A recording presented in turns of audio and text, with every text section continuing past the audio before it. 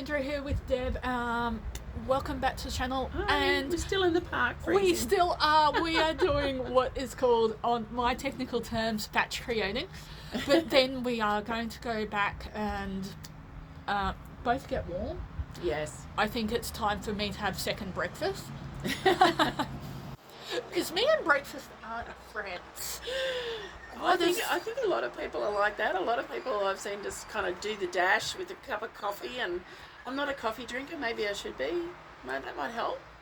Well, Start what drinking I've coffee. actually been told by a nutritionist is if you do a latte style and put a piece of fruit with it, and then have a decent morning tea. Okay. So there's options out there with your yogurt and muesli bar mix and stuff like that. But I had a day trip yesterday with my community access agency. Absolutely amazing. So it was up to Malay Botanic Garden and Bird World. Absolutely I must amazing go to day. Bird World. Um, I've heard great things. and they were really, really good with us as a disability group in making sure we understood instructions, that there was extra staff on in case we had questions.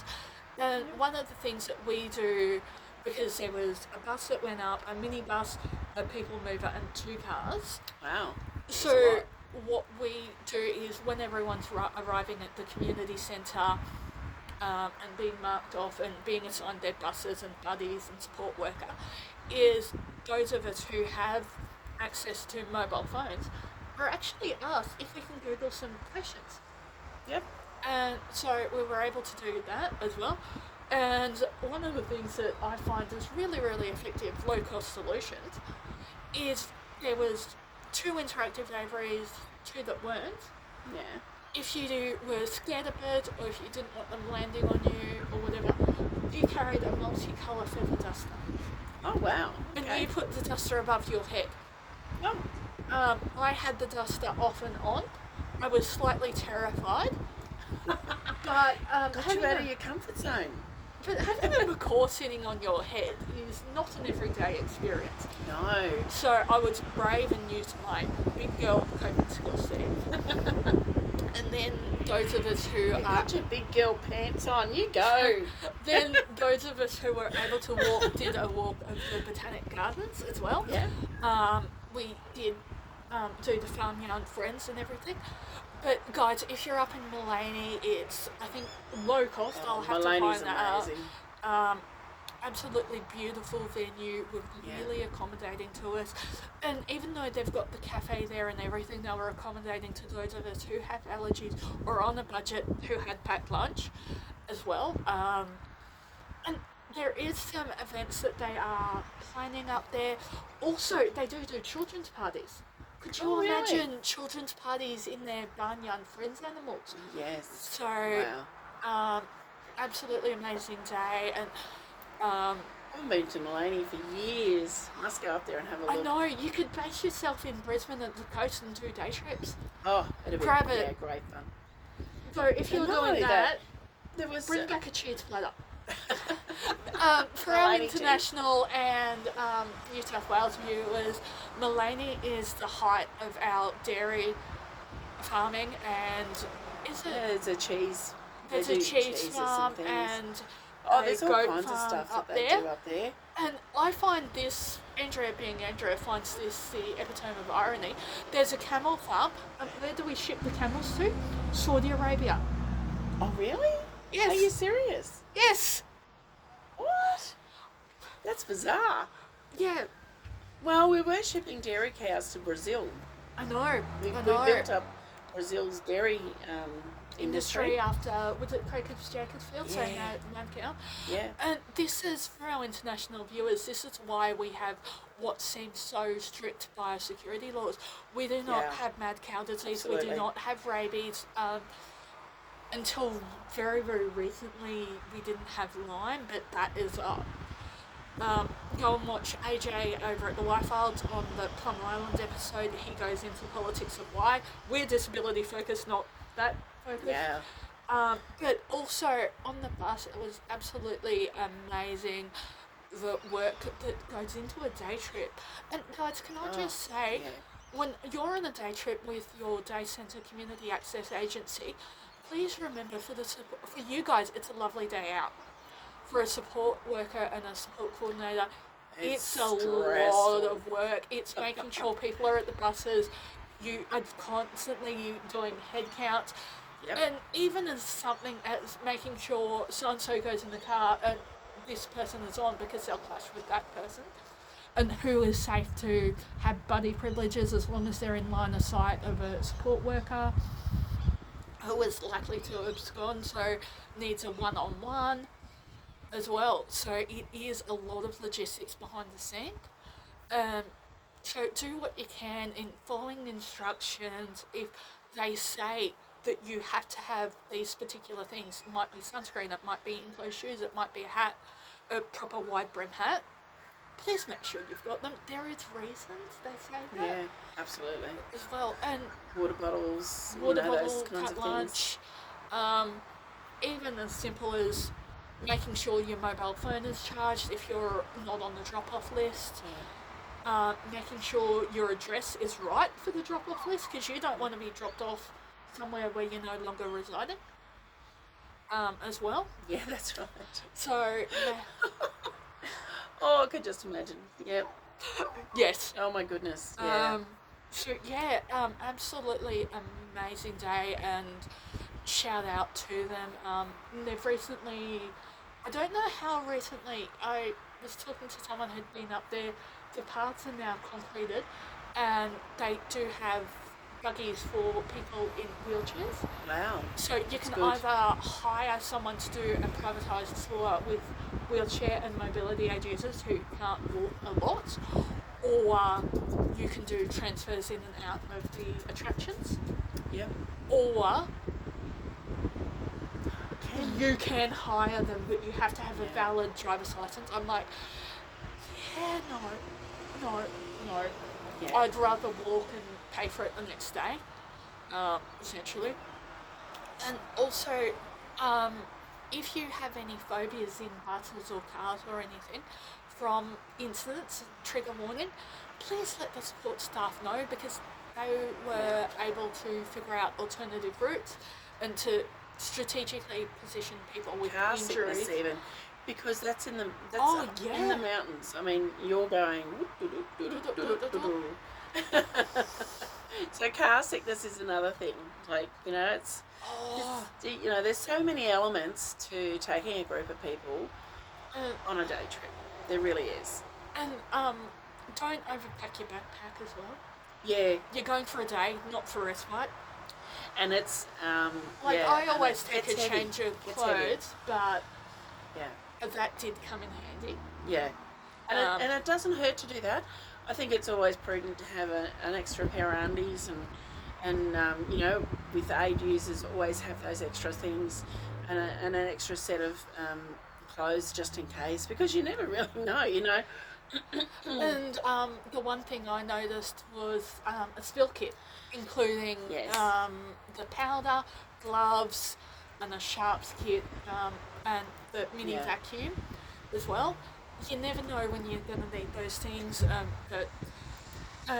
Also, the other thing that I thought was absolutely brilliant was a roll of trash bags. Oh, yeah. And then we were able to just stop at the side of the road, throw our bought coffees and stuff in, and you didn't have the smell of coffee all the way home. Yeah, that's right. And I mean, and the support workers do games and things like that in the bus, and there's all kinds of stuff. Well, I finally fixed my playlist that I did not get paid out on with Spotify Roulette. So a really good getting to know you game, but just check that your clients have got data. Is you get a D&D dice. It has to be a D&D dice or else it won't work. Going up to 20 or 30. You have their playlist. It has to be a playlist that client has curated themselves. Whatever they roll in that dice, or if they don't have the dexterity their support worker has rolled for them, they've got to play that song. Oh, okay. The last time I did this, I wouldn't be able to do that because I don't have playlists. I got majorly caught out. Let's just say I got majorly caught out by having some kids' songs on there. And it's my personal playlist. It's not a playlist for community engagement activities or volunteering I do. Yeah. It's my playlist. So I cleaned it up. Just in case. Exactly. But it's great getting to know you in the modern age of what's on their Spotify, YouTube, or Amazon playlist. And there's people who you wouldn't think have got the Sneaky ABBA song snuck in their playlist as well. So also, and the other thing is day trip etiquette. Yes, you've got an early start, but please factor it in having a shower, a bath. Yeah, go to bed early. Go to bed early. The staff will have your lunch packed and everything ready to head out early. Yes. And be aware that you're going to be late. You are going to be late. So if you have someone that you regularly call at 5 o'clock or 4 o'clock every day, it might be mum, it could be boyfriend, girlfriend, it could be your sister, whoever it is, let them know that you're going on a day trip and that you're going to be late back, and you'll ring them when you get back. Yeah. Because things happen, like on one of the day trips there was an accident on the highway, Yeah. so it delayed them getting back on time. So yeah, things do happen. And know who in that situation with your housing provider, or if you live on your own, know who to contact so they're not sending out a search party. It might be as simple as having Life 360 or... and there is ICE. Yeah. ICE. To have on your phones. ICE is short for in case of emergency. So that you have someone in your phone under ICE, and people will ring them, and like if you're unconscious or something and your phone is available, they can do that. There's another one too. I was at the first aid, and they were talking about this app that you can get, and it actually will pinpoint you down to within 2 meters of where you actually are. That's not Life 360. No, it's not Life 360. Life 360, you need to be connected to other people. This is something that you only have to push like that button. It's not like it's something that you have to even open your phone for, but it's we'll have to check that. Homework episode. I've got a lot for homework. It is, and I do know that the local state school is about to have little lunch. I do know that the SES have got an app, but it's more fires, floods, man-made disasters, major crash incidents as well. I know. Yeah. And also, I do know that in some phones, I think it's mainly Apple, that you can have in your profile like medical allergies, support plans, NDIA plans, who to contact as well if you can't speak for yourself. Yeah. Also, I have recently discovered TalkMe. So it's basically you can download it onto your phone. It's an app that basically is a mini AAC. An AAC is? Assisted communication device. Okay. So it's basically someone who's realised there's a market there for people who are not non-verbal all the time, but may get that fatigue that they just can't get their words out. Yeah. Well, so we'll have to do a whole app episode. We will, yeah. But guys, we are sitting here both freezing, so we will see you guys next week. Remind me next week we have to talk about short-term accommodation. Short-term accommodation. Oh my goodness, they're doing some hinky stuff in there. And just a quick little thing. Go for it. Most of the short-term accommodation is now being presented as respite. They are wanting you to be. Most of it's done at a 1-to-3 ratio. Yeah. If you do have 1-to-1 ratio, this is something to be very aware of. Now, because you have 1-to-1 ratio, activities and food is not included because they're saying that they're day-to-day things. So STA was always accommodation, activities and food. Transport while you were on the STA, but not transport to or from. But now, if you are 1-to-1 in an STA, short-term accommodation, they have stopped food and activities being part of that STA. Now, we're aware of the volume of money that goes with STA, so how you manage that money or how your support team manages that money is up to them. Yep. But that is the conditions of the NDIS. Putting on one-to-one STAs. They are starting to refer it back to being respite. Yes. So choice and control, well, choice and control is just being restricted. And while we've got the time, medium-term accommodation, so that would be for someone, say, coming out of hospital, or does that apply to someone transitioning from an unsafe situation to you have to have it in your plan, medium-term accommodation. It's usually up to 90 days, and it covers the cost of the accommodation. It doesn't cover anything else. That medium-term accommodation is generally for people transitioning out of hospital. But you have to have it in your plan in order to use it. So be very careful about what you're using, how you're using it. The NDIS is being, and fair enough, they're tracking down and being very careful about how the money's being used. Because they want to use it for quality of life. Which is a great idea and great It is, but let's look at choice and control there too. And finding that balance is the hardest thing. When we came out of the old system and went to NDIS, we had this massive swing to basically choice and control is anything you want to do, where you want to do it, how you want to do it, it's up to you, no consequences. Now that pendulum has to swing back, and we have to find that space where it's, it's evened out and balanced. This is what they're trying to do. They're a bit clumsy about how they're trying to do it. But and not very not very transparent. With a lot of stuff, and stuff kind of catches you unawares. I know that I was talking to a plan manager recently, and there's $1 million worth of STA invoices that the NDIS are holding on to. They have not been paid because they want to check them. So be very, very careful if you're doing STAs. Very careful.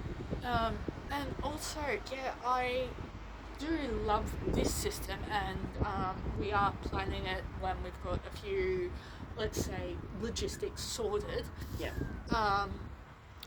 I do like the way that the British do their care scheme, is that they have a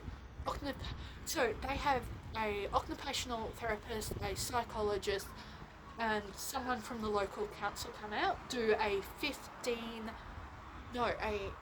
50-page questionnaire of how do you want to live your life, not as in I've just won the lotto, as in eat, drink, how do I want my care delivered. You're then given a bank account, literally a bank account, and a book about like encyclopedia length of what you can and can't spend it on. And they still do have agencies over there, but it's actually incredibly rare. So what are they doing then? Private workers? Private workers that are highly trained. Nursing staff. Or you can actually train up but then someone. We've still got, there's a danger in that because, obviously if people are given a bank account with funds in it, they're just, we'll have an 85 centimetre TV, we'll have a new car, we'll have a new lounge suite. This is the thing. That bank account is actually set up through a bank over there that if there's anything like that, it's flagged and the withdrawal won't come out. So it's called an ABLE account, and it's just for disability care. It's something... That's smart. Look, I really think Australia needs to look more at other countries. And you don't need to reinvent the wheel. No. Let's have a look at what's working. And I love Czechoslovakia's system. They actually, everyone pays... So Czech Republic, I was back in the 80s there, before the Velvet Divorce. Czech Republic, they have a flat rate of their taxes, obviously a communist bloc country, so they have a flat rate on their taxes. That covers hospital visits, nursing, and if anyone in your family needs disability care for the year, and they don't have support workers over there, it's either hospital-based nursing or community nursing. Okay. And their group homes are all state-run, which I do see that they're in Eastern Bloc country, that type of thing. I do see the good thing of having the private market in it. Yeah. But I also do see where in Britain, NHS having the group homes essentially as a good thing because they are controlled, they do have the regulation, they do have the staff that are How well big are the trained. group homes? I think 4 at the most. Okay. So how many support staff would they have in that group home? That's the concern. We seem to have gone from big institutions to little institutions. When you've got one staff member handling 3 or 4 people, and I've done it myself, but I'll have to you know, look. if you have a staff member that's not inclined to care well, I mean, and you know your participants don't feel like they can speak up, how does that work? Exactly. Like and we're putting them at risk and even in a supported living arrangement, so it's And really how difficult. would Like you keep a loved one safe? The only advice I would say is drop in unexpected. absolutely, Drop and in you should be able unexpected. to. You should be able to, and your And support even at the coordinator day should be able centre. to drop in unexpectedly too. You know, I've Day got service centre, providers that demand that I let them know when I'm going to visit the house, and it's all about having, you know, oh well, they'll be there as well. Like management team will be there as well. Yeah. What do they think I'm going to do? I'm there to talk to my participant to see how they're managing, how everything's going. And if the floor And isn't it's, mopped you know- one day, well, that might be an evening task instead of Well- a morning task. I agree with people being in a situation where they're in a home. And yes, we're looking at 3 to 4 people in a home. Yes. And I believe in that home environment, absolutely.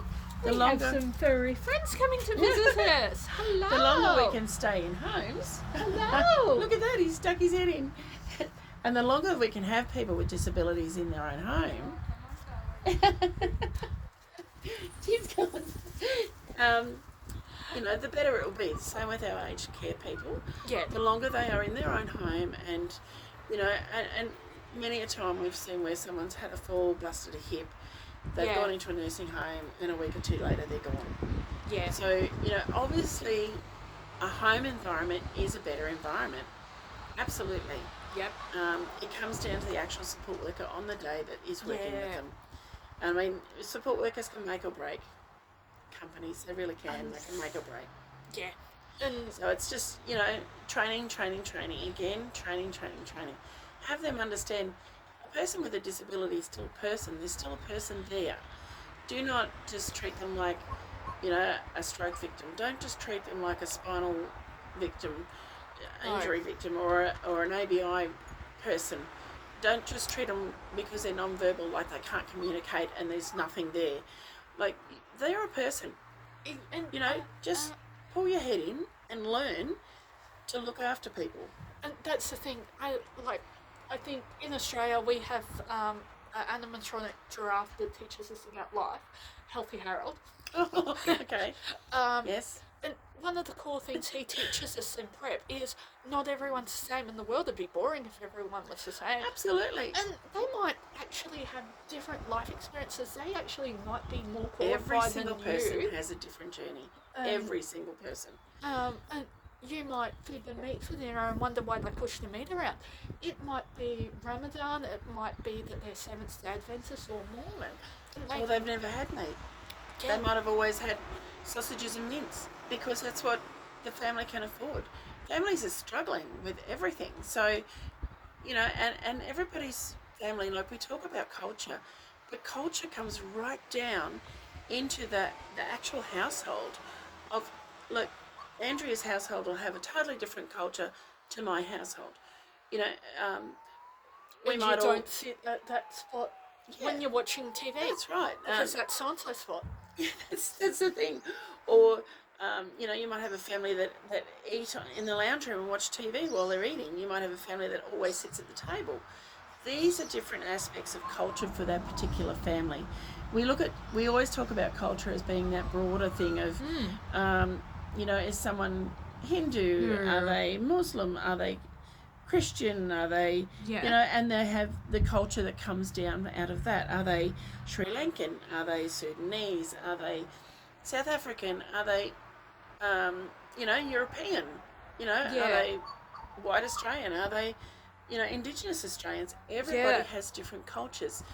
It's respecting of those, and, you know, and it's for the support workers to understand and respect each person's actual culture, their family, where they've come from, because everybody's journey is so different, and the more that we can encourage that and listen to that and you know, make that something that's important, the more people are going to respond to you, and the more that you're going to have their respect.